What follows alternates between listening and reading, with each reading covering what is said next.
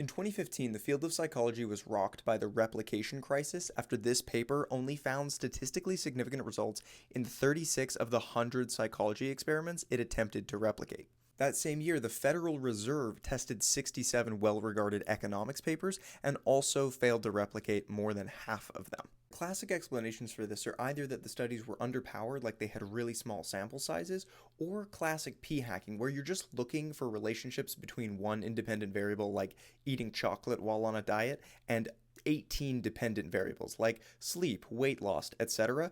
And you can find a statistically significant relationship just by chance between eating chocolate on a diet and one of those dependent variables. But there's a more subtle and unintentional way that you can find erroneous results called the garden of forking paths. And the idea is that every time a researcher has a decision they can make about how to analyze the data or how to fit the hypothesis to the data, you end up with a degree of freedom that increases the chance you find a pattern just in the noise.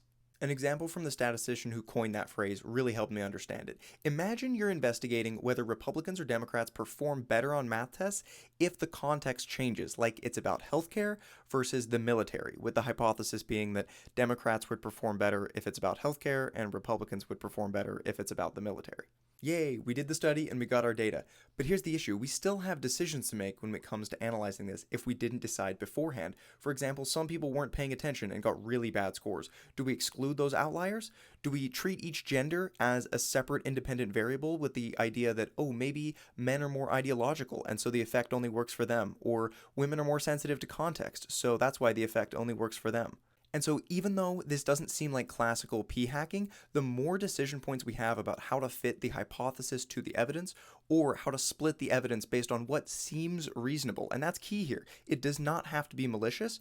You can end up with so many forking paths that this is 64 different outcomes based on the same exact data set, depending on how you fit your evidence to your hypothesis or your hypothesis to your evidence. Thankfully, things have gotten a lot better since the replication crisis became mainstream.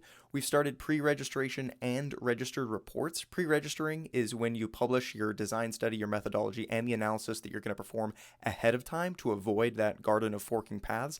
And registered reports is where the journal basically agrees to publish the paper if they approve of the methodology, even if nothing is found. This has also made me more skeptical when I think I've clocked a situation, because if our most rational methods of inquiry are wrong this often, then what are the odds I'm doing this and creating spurious correlations all the time?